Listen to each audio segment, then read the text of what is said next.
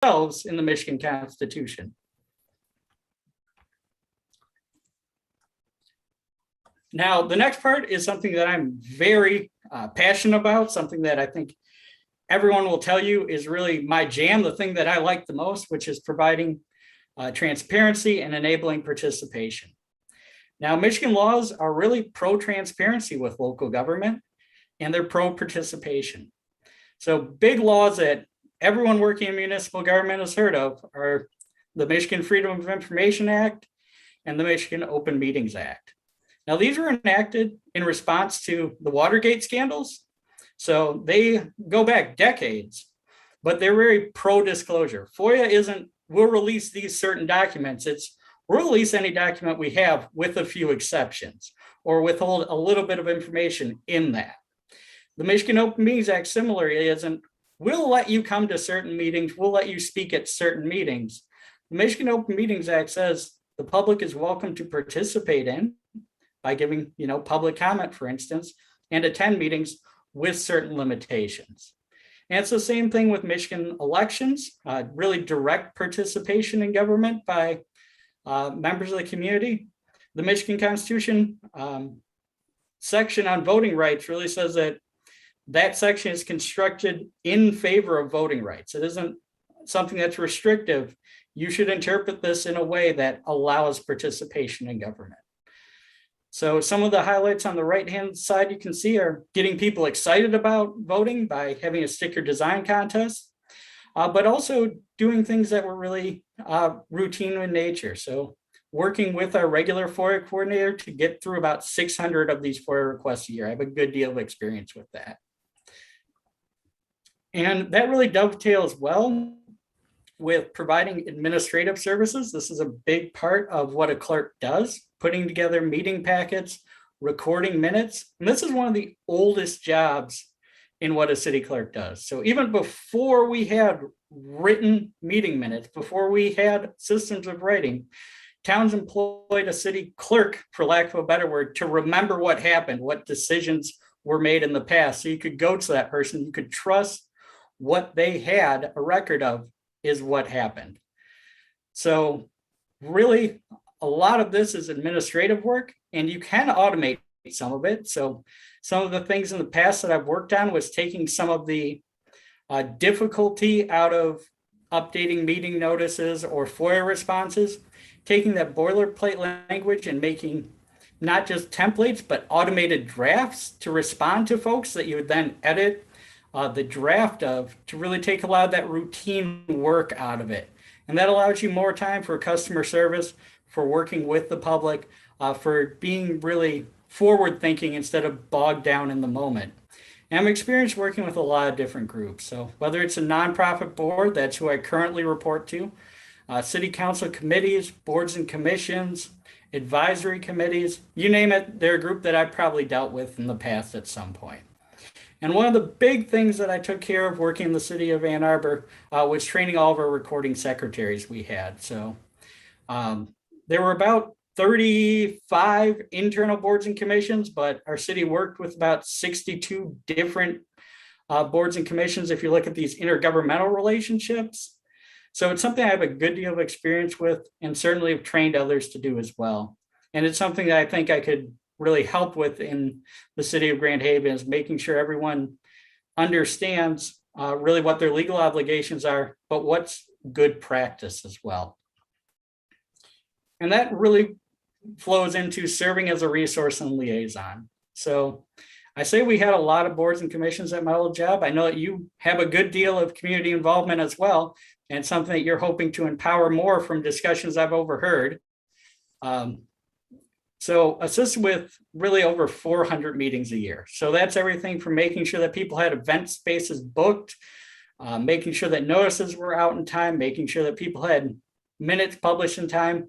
And if there was any kind of stumbling blocks, running point on resolving those issues that might be there. Now, this slide actually includes the bullet point that I am most proud of in my time at the city of Ann Arbor. So, and that is reducing the vacancy rate on boards and commissions from about 12% to only about 8%. And that may not seem like much to a lot of people, but it really meant that the community was caring more, that people were willing to volunteer their time, their expertise to the city. And it really just meant a lot to see these applications starting to roll in, and that our council members and our mayor were taking the time to review these increasing number of applications and select people to serve in these roles. Now, the final part that I have on here, the final point, is being inspirational and knowledgeable. This kind of looks like a brag sheet. It wasn't designed to do that. I'm not this full of myself, but these are real things that I've accomplished in the few years that I've worked in municipal government. I've gone through the International Institute of Municipal Clerks certification process, become a certified municipal clerk, done election official accreditation, trained the trainer for election officials, taken extension courses in parliamentary procedure. So identifying things that I wasn't so good at. I'd gone to a lot of meetings, I'd participated in a lot of meetings, but I hadn't had that formal training or understanding of parliamentary procedure. So I went out and learned, because it's something you should do with your discretionary time, is improve yourself. And then I've also worked on a lot of just other projects. And I have some points over here on the left-hand side that I've overheard or read that you're interested in. So just to give you an idea of some projects I've taken care of for my previous employers was the migration to electronic meetings. So like we're doing right now today, but also creating an intranet. So an internal resource clearinghouse, kind of like Wikipedia, for boards and commissions information at the city that I worked at. And really went back through all the meeting minutes for the previous 7 years to look at decisions city council had made, directions the city council had given to our city manager to make sure that they were followed up on. So hopefully it gives you a good idea of really what a city clerk does, what I see a city clerk is doing, and really some of how I have participated in those activities before in my past. All right, well, thank you, Kelly. Appreciate that. Very good comprehensive presentation. What we would like to do now is transition into having council members ask questions of you, and then you can answer those. And then kind of hold on the table here, asking questions. We have some prepared questions, impromptu questions. But I'm going to start with Councilman Ryan Collins.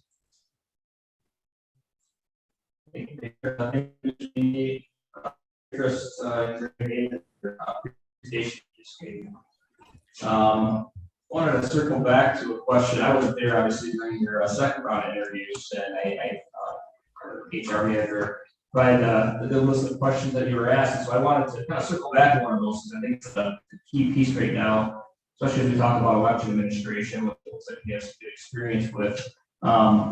So I want to hear your answer to that wasn't there, but essentially, some citizens are concerned about election fraud, and our entire community certainly, I think, is interested in the integrity of our elections and those outcomes. So, how will you address, kind of lingering concerns that are out there in election integrity of the city clerk? Yeah, so I think a lot of these concerns, and certainly what I've talked to people in the communities that I've lived in, both professionally, but also personally, because, my friends here, you work for a city clerk, you want to know everything about elections, you just have to have this crystal ball, is to really understand what narratives we're looking at, understand where people are getting their concerns from. Some of them are concerns that are out of state and maybe aren't processes that are in place in the state of Michigan or local communities. So a part of that is education. A part of it is honestly trying to get more people involved. So one of the coolest things you can do, and I know this because in 2008 was my first time as a poll worker, is once you get people involved, once they actually see what's going on from the day to day, they are going to be more trusting of that. They're going to become advocates.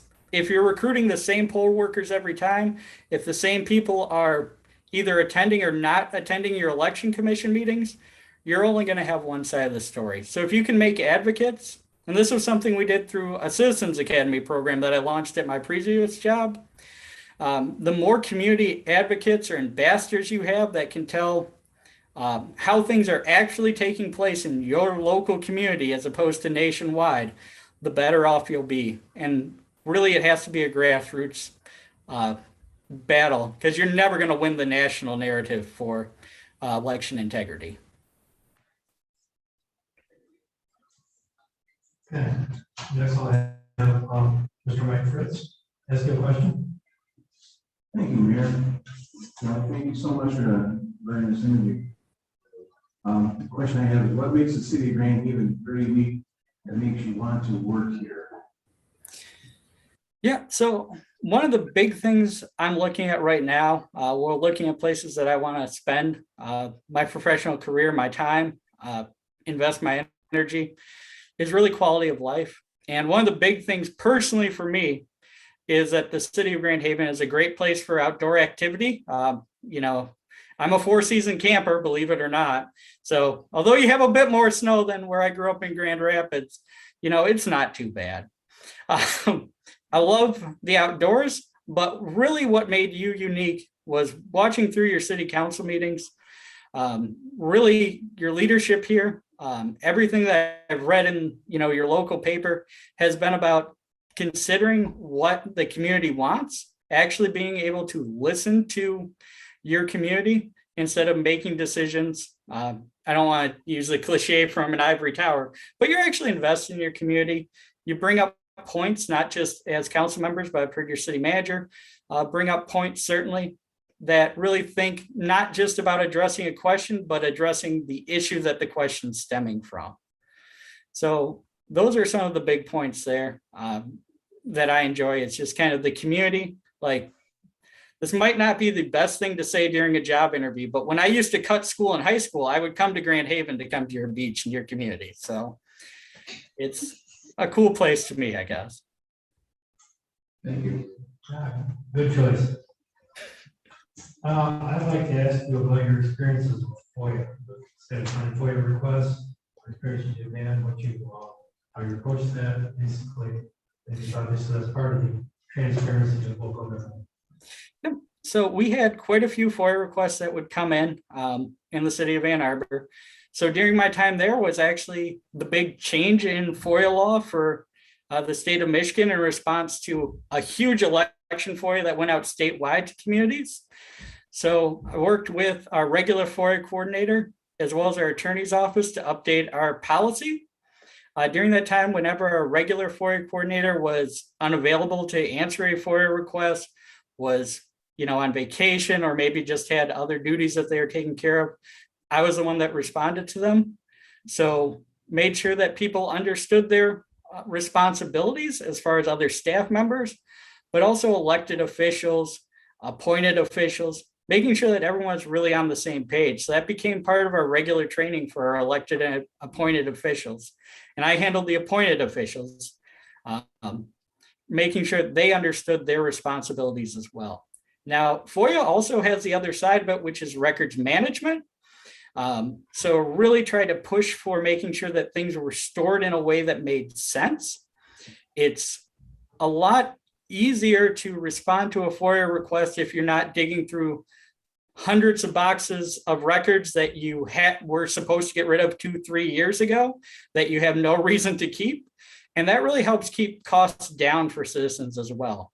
So in addition to just kind of the routine responding to FOIA requests, getting a hold of the right person in government that's responsible for those records, sending the response out, also really push that records management thing to keep costs down for members of the community that were making requests. Thank you. Mr. Scott, would like to ask you a question.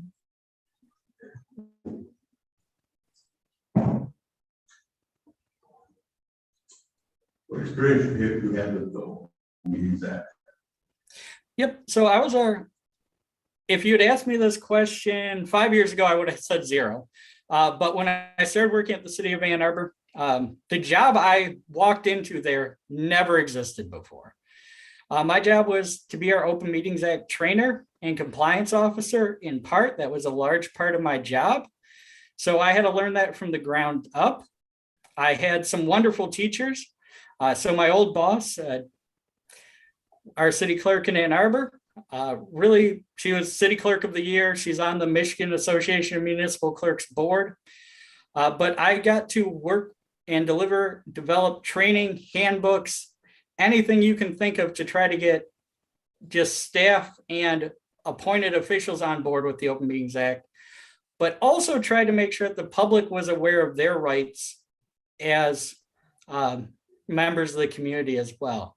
So one of the coolest things we got to do is you're required to do a few things with the Open Meetings Act, but you can also just do more.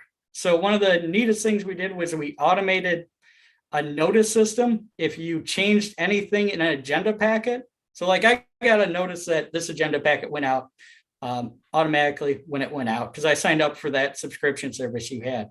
But we did that for all our boards and commissions. And it was really kind of neat to get to hear people that usually they might not have gotten the notification timely, that they were just getting these instantaneously. It took a little bit of transition, but it was something that we were really happy with. But also, there were times where with the Open Meetings Act, questions might come up. Someone needs to research this. And I was the person at the city of Ann Arbor that would look into doing that research, with having discussions with whether they're boards and commissions chairs or whether they're with, members of the public that just have questions. So that's really my experience with it, is making sure we are compliant, making sure that people were trained on it, and making sure that people understood really the value of this act.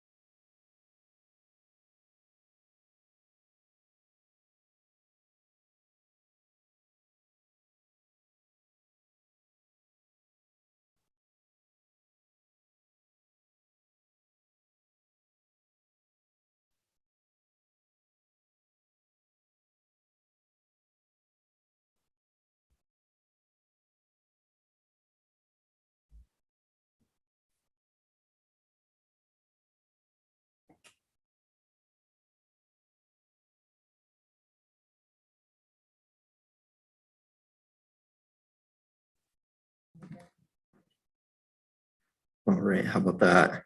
Are you able to hear now? Yes, I can now.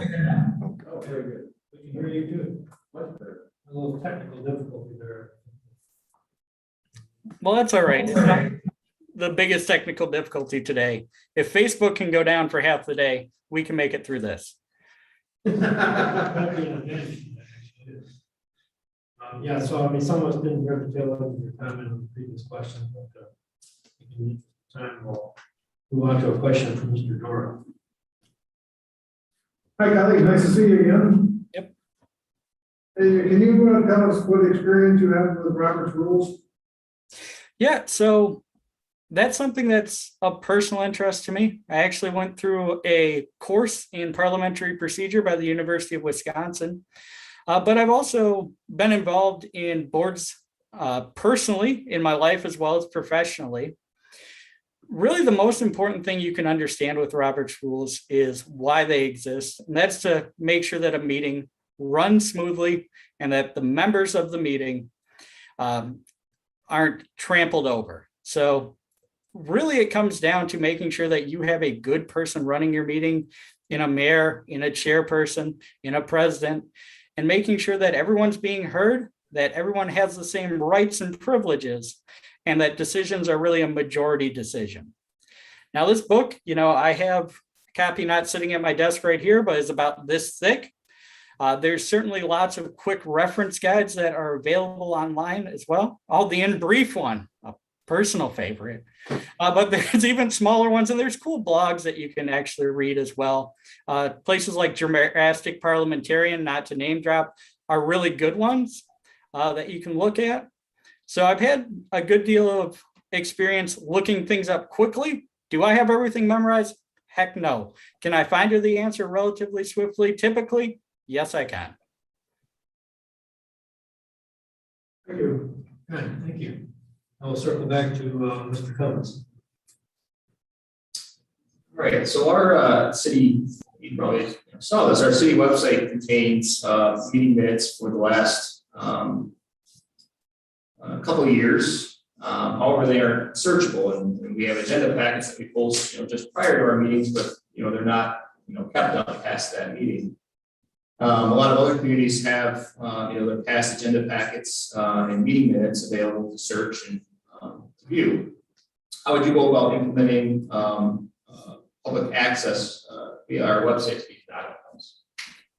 Well, I think one of the most important things to do, and one of the lowest hanging fruits to make any of these really searchable easy, is using OCR software. So this is built into Adobe Acrobat Pro DC. So a regular service that you can buy month to month if you don't want to make a huge upfront investment and just test it out. But there's a lot of different vendors that handle this problem. So Granicus is probably the biggest one. After that is Civic Clerk. It's probably the next biggest company that's really dealing with this software. Granicus has the advantage that it's integrated with Gov Delivery. So if you look at some of these vendor solutions, and no one will tell you prices up front because they're all scalable by a lot of different factors. But certainly understanding, is this a problem that's widespread that 100, 200, 1,000 residents really have?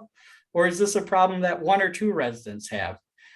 Making sure to include that when you're making a budget request to address this with a technology solution, saying, are we going to spend $10,000 a year to really serve 2 people? And is that a decision that you want to make as a council? That's how I would go about that, is getting bids, getting quotes on some of the bigger software, looking at what we can do free to just address this really quickly, and then providing that information to you as part of the budgeting process, because it's certainly something that's important. I believe in having access to all these, but there's a level of service commitment that you have to make with your budget. We're about to the end of our time here. I think we cost you a couple of minutes of technical difficulties. So I'm going to ask Mr. Frist to ask one last question. Thank you, Mayor. Real quick one here. Tell me about a time you had with multitasking and keeping it all organized. And you have a lot of things going on at one time. It's very difficult sometimes to stay organized. Yeah, I think one of the best examples for this would be the presidential primary last year, right when we are dealing with the real onset of rules and regulations from the pandemic, transitioning everyone to online meetings, making sure that with minimal staff on site, that you're still crossing your T's, dotting your I's after the election. Really was lucky for us that we were already transitioned to using project management software. So we started trying to use a program that's integrated with Teams, only to find out that Microsoft Enterprise Edition, so the one that they give to government, doesn't actually use that program. You can't share it with your teammate. So we just did a quick custom development in SharePoint, which is another Microsoft project.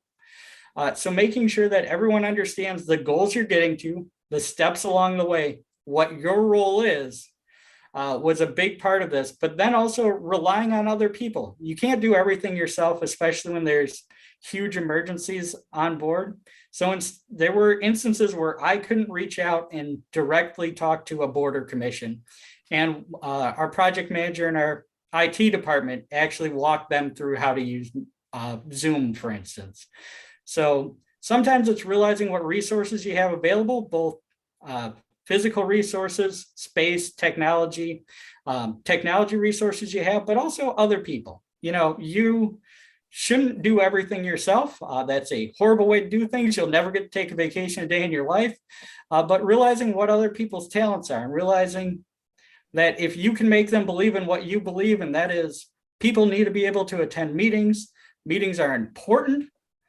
Someone from IT who never normally deals with boards and commissions will step up and meet a bunch of people that they've never seen before in their life and stumble them through their first Zoom meeting. Thank you. Okay, Kelly, this is all the time we have available this evening. Appreciate your presentation, your answers to questions. Appreciate your composure and your patience with us. Even through this, we do pretty well with the electronic platform. It's capable. But thank you very much for your time, and I think we're going to have to transition out to our next interview. Great, thank you very much. Anything you'd like to say just before we let you go? Really, I just want to say thank you to everyone here. Those of you that were in my second interview, I hope this one went a mile better. I know I went over in time quite significantly there. So thank you for giving me another shot. I appreciate it. And thank all of you for, having me here today. Thank you for being here.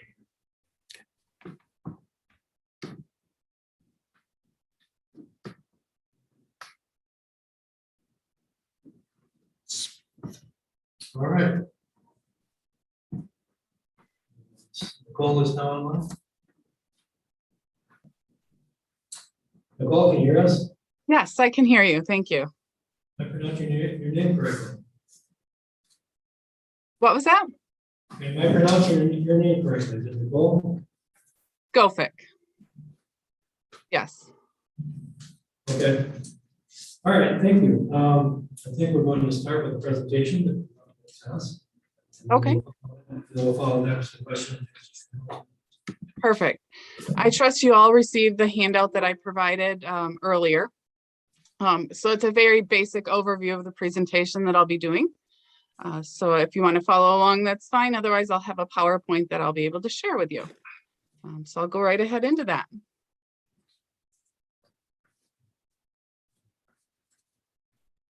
Good evening, Mayor and the City Council of Grand Haven.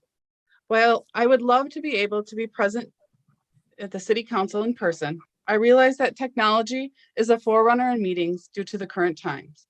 So on that note, tonight I have been tasked to explain why I'm the best fit for the City Clerk of Grand Haven and the role of how the City Clerk fits in our community as well as within the organization. Hopefully my presentation comes across clear and concise, as speaking about oneself might be one of the most awkward presentations one may have to do. Let me start by introducing myself. My name is Nicole Pulskovic, and I, just like much of the City Council, am a lifelong member of Grand Haven. My favorite time of year is the last week of July and into August, when our Coast Guard Festival is in full force. When I am not enjoying our beautiful lakeshore, I like to enjoy other lake shores by boating with my family. I have 2 children who attend Grand Haven area public schools, and I cannot imagine them attending anywhere else. And lastly, I thought I'd share a value statement for myself, with credit to the book titled The Ideal Team Player. I will bring with me to the city that I will always remain hungry to learn, humble to others, and conscious of those around me. My educational background gives me the knowledge and learned experience to bring to the city includes being a proud graduate of Grand Haven High School as a distinguished academic leader. This education provides me with the knowledge of our city and created my adoration for this town. From there, I attended Grand Valley State University and received my bachelor's degree in management with a human resources emphasis. This time spent obtaining this degree provided me with the business knowledge to relate to individuals of all backgrounds and learn the basics of business. Finally, I am 2/3 of the way towards obtaining my master's in business administration from Davenport University. As a student at Davenport, I have already obtained knowledge that will assist me in a supervisory role that establishes budgets, policies, works with others, county and citywide, and has exemplary presentation skills. Moving through to my employment history, while attending undergrad, I was fortunate enough to work for a small business here in Grand Haven. Following graduation, I utilized my undergrad degree in business at a local eye doctor's office, and from there, I went to work at the County of Ottawa, where I'm currently employed. As a county employee, I began in a very, very basic frontline administrative role, up to the position where I currently hold within the clerk's office under the county clerk. Without going into details of my everyday work, I can assure you that if it's a job the county clerk is responsible for, I have touched it in some way. However, my major focus in my current position is a liaison for the records of the circuit court judges. Primarily, my role is in criminal records. What makes me qualified to serve as the city clerk to Grand Haven? Over the last 8 years, I have led a team of staff to excel at their positions. While leading the staff, I have developed many policies and procedures they are required to follow, as well as I've researched and learned many Michigan court rules and compiled laws that pertain to the office of the clerk. As an employee of the local clerk's office, I have also worked elections throughout the years and provided professional offices as well as the general public with records and documentation requested. And finally, one of the most important areas I excel in is my customer service.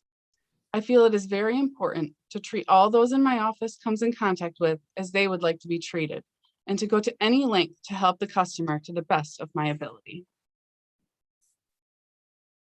Expanding on the knowledge-based qualifications, professional skills are widely important in a public position. As stated in my personal value statement, I will always remain hungry to learn. Continual learning and training is vividly important for the individual. Never do I want to stall this process. Also, my experience within a similar office is applicable to help my knowledge and training expand into this position within the city. As a public position with access to the entire community, it is vital that I express my dedication to remain honest and hold myself to the highest integrity one can have. And a final note on skills and qualifications is my ability to remain organized in the busiest of times and manage my time, allowing for the ability to complete tasks as demanded. As a city clerk, I will strive to make our city an example for all those who view our practices. As examples of some projects that I've completed to ensure the city council of my capabilities, yearly I am responsible for completing and providing a circuit court caseload report to the state of Michigan. This report summarizes approximately 4,500 cases to the state court for recommendation of our need for a specific number of judges within the county.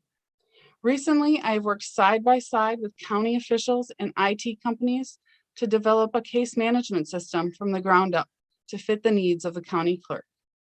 And even more recently, I've been elected onto a condominium association board to serve as secretary to the board, including issuing notices, meeting minutes, and being a liaison to the members of the association. As an individual marketing themselves for a position, I find it necessary to perform a SWOT analysis on myself. Not everything about candidates are perfect, and when one can recognize the areas where they may need more to work and focus themselves, they can make a change. When performing a SWOT analysis on myself, I can see that my strengths are my customer service abilities within the community and within city offices, my extreme ability to learn quickly, and my past experience in the field and in the area. As difficult as it may be, I have come to realize my weaknesses to focus on improvement are my straightforwardness, my fast speaking, sorry if this presentation is moving too quickly, and my quick reactive time to situations. Sometimes to think is not a bad thing. I see opportunities in my future to expand my knowledge and create an extensive network of contacts. And finally, the future is always a threat. Changes are rapidly thrown at us each day, and we have to adjust ourselves accordingly. And when others withhold information from us or knowledge, it is hard to perform to the best of our abilities. In order to focus on bettering myself and those around me, I have a passion for training. Whether it may be me doing the training or me doing the learning, I have extensive experience in training others in employment and tasks, and one of my biggest accomplishments to date has been to develop a complete manual for my division in the county clerk's office for any procedure that is done on a regular basis. This electronic manual is available to all staff to help when new staff arrives and when veteran staff has questions. Self-improvement is also something that I enjoy, whether it be books such as The Ideal Team Player or TED Talks that help with any fault I may find. On this slide are also a couple of the trainings that I've completed over the years, with many more that are not listed. Another way to better oneself is to offer up my time to the community. Currently, I lead a Girl Scout troop and assist in another Girl Scout troop, and I also volunteer my time with the Condominium Association and our local church. I would love to take on more volunteer opportunities as I finish my degree. The position of the city clerk is not easily defined. When someone asks what the involvement of a city clerk is, the definition is broad and encompassing of many duties. As an employee of the city, the clerk's most important role is to be the clerk to the city council and provide the documentation of the meetings according to law. The city clerk is also the record keeper of all city documents and must manage these records in accordance with the city policy and ordinances, as well as state and federal law. Also, as a co-worker to city employees, the city clerk is in a leadership role within the clerk's office. And as a leader, the city clerk manages all aspects of the department and also isn't afraid to assist with all aspects of frontline work. Externally, the city clerk must network with other clerks in the region to continually grow and as a group and expand their capabilities. Another important external role of this position is the role of elections administrator. Besides working the 4 elections per year, the clerk must stay up to date on all election laws and regulations. The city clerk is also the first line of interaction with most of the public when reaching out to the city of Grand Haven. The clerk's office must be knowledgeable about all procedures within the city to properly assist the general public with questions or concerns that may arise. Looking forward into the future, I look forward to the challenge of learning a new career and establishing myself in our hometown. I would welcome the opportunity to create new solutions for the future and to continue on the path of the longstanding city clerk that has been a part of Grand Haven for decades. Thank you. Thank you, Nicole. That was very complete, comprehensive, and candid. I appreciate that. We're going to move into a question and answer. We're going to start with a question from council member comments.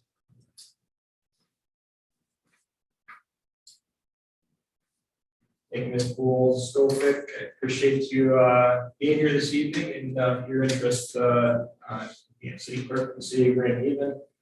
I'm going to ask you a question that you were asking in your second round, because I wasn't there for your second round, and I thought it's a good one, especially because election administration is going to be a pretty key piece of the role of the city clerk. And it's that some citizens are concerned about election fraud and the integrity of election outcomes. How will you address this? So I explained this in the second round interview that I think openness and honesty is the best thing to have for the citizens of Grand Haven. So I know that we as a county do public testing of our systems, and I would encourage that, and I would very much get that out there for the citizens to come watch, especially if they are on edge on if there could be election fraud or not. A post-election, it's just going to have to be showing them the numbers and inviting them again to view the numbers as they come out after the election.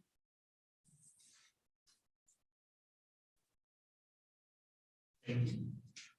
Thank you. Now we're going to go to a question from Mr. Fritz.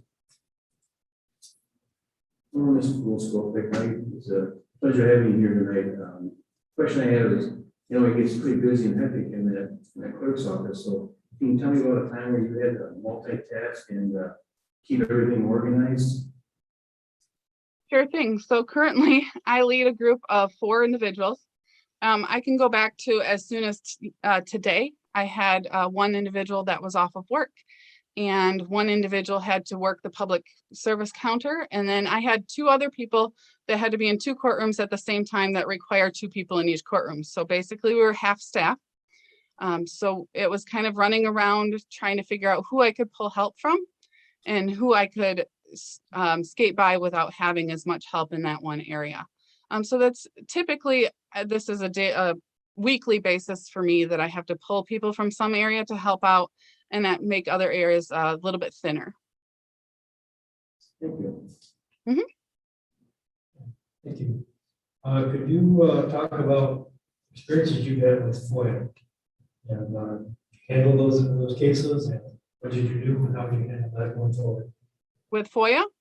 FOIA, yes. Okay. So currently the office that I work for is complete public records. So we don't have anything that isn't public that people can't come get. But we do have what's called suppressed records, which are similar to anyone that would request a FOIA record. So once the paperwork is filled out requesting that information, we have to find the appropriate parties to compile that information and make sure it gets out to the requested party under law. Obviously, some information can be released to some people. Some people has to have, some information needs permission to be released, and some information just can't be released at all. So that's, I've also dealt with some of the FOIA through the Sheriff's Department. All of their records are FOIA-able records. So often we'll get people in and they'll have us help them fill out the application to get their records from the Sheriff's Department. And then the Sheriff's Department turns around to redact any records that may need to be redacted and get those out to us or to the individual requesting it. Okay, thank you. Mr. Scott would like to ask a question. What experience do you have with the Open Meetings Act? So the condominium association that I deal with is an Open Meetings Act.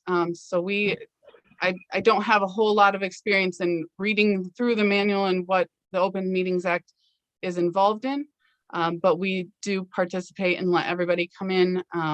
We have the meeting minutes that are available afterwards, the agendas that go ahead of time. The notices of the meetings have to be served onto all of the members of our association. Thank you. Thank you. And Mr. Doerr would like to ask a question. Hi, Nicole, welcome back. Thank you. Hey, can you tell us how your experience has prepared you for the city clerk's office? How my experience has prepared me for the city clerk's office. Well, I've been in an office setting pretty much my whole career, and especially in frontline customer service roles. And I think that's very important for the city clerk to have good customer service, as they are the front line to the city of Grand Haven, just as the county clerk is the front line to the county of Ottawa. So I've experienced in a lot of the records keeping, experienced in minute taking, experienced in elections. While I don't have a lot of the elections certificates, I have resources and I can get answers, and I can definitely obtain any certifications that might be required. Thank you. All right, now Mr. Cummins would like to ask another question. Sure thing. Sounds like you have a lot of experience in working with documents and records and publicly available. Our city website contains meeting minutes going back 2 years. However, they aren't searchable. Our agenda packets for our meetings are posted just prior to our board and commission meetings, but they're not kept on there after the meeting's over. Many communities have passed packets and minutes available that are searchable and available for the citizens to review. How would you go about implementing public access to these documents on the website? To the past documents or the current ones that are not searchable, or both? Oh, Okay, so the current ones that are up on the website, you can run a PDF to do a word search. So there's programs that can be instituted within the document online that you can run word capabilities to search for words in them. So we would just have to discover what programs are out there and available and how they fit into the budget to upload those onto our website in that format. As for past documentation, the condominium association board that I'm on actually has documentation back from 2003 that it's never been electronic. And over the last summer, I made it all PDF format so that we can go back and search those records for certain words. And it was just a simple PDF program that I was able to upload all the documents into and then make that searchable. Obviously, the task at hand is to organize it in a way that is easily found for the individuals or the citizens that want to review it. And then whether or not it's capable of being put up on the website, or if there would be an internal program in order for any citizen to come in and view those documents. Thank you. Now I have Mr. Fritz ask you another question. Well, again, you're not gonna ask me? Okay. I'd just like to know, what experience do you have, with Robert's rules? With the schools? Robert's rules. I'm sorry, I didn't catch that. Robert's rules of order that we have, that's all we want to. I'm sorry, I still didn't catch that. what experience do you have with Robert's Rules of Order? Robert's Rules, yes. So our condominium association that I'm on, the secretary for the board, does follow Robert's Rules. So we have the, speaker of one at a time. You must follow the certain meeting minute rules. So while we don't follow them to a T, I have read through them. And also the Girl Scouts that I volunteer with, when we have our annual meeting, they do follow Robert's Rules as well, in regards to voting and placing their candidates up for positions and what their documents are in their agenda to vote on. So I have a little bit of experience. I've not read the book, but I do know what Robert's Rules are, and I have dealt with them a little bit. Thank you. I think we have time for one more question. We'll give you an opportunity to make some final comments. I know you're a local person here, you grew up, this is your home. But what makes Grand Haven unique that makes you want to work here as opposed to Swarthmore? Well, besides that, we're like a beautiful lakeshore town. I like the feeling of Grand Haven because it's a small town feeling, but it's kind of a bigger city in my eyes. I've vacationed to smaller towns that just have that specific tourist town, and then in the winter, there's nobody there. So what brings me to Grand Haven and why I stay in Grand Haven is I get that feeling of the tourist town and the want to be here certain times of the year, but then I also get that feeling of it's a hometown, but it's still a town. It doesn't go deserted part of the year. And on the opposite note, it's not a big town, and I don't have to deal with traffic, and I don't have to deal with the busyness of, let's say, downtown Grand Rapids or anywhere in Grand Rapids for that matter. And you get to know everybody, and you get to know names around town, and it kind of makes me feel like it's home. Okay, thank you very much for that. You're welcome. If you'd like to make any final comments. I didn't prepare any more comments for today, so I think I'm all set. Thank you very much for your time, for your complete answers, and for your candor and your speaking. We appreciate that very much. Thank you.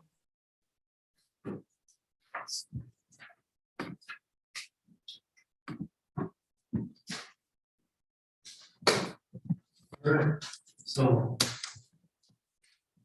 we'll not be making a decision this evening. We'll talk a little bit toward the end of the regular meeting about what our next steps are going to be in selecting a future clerk.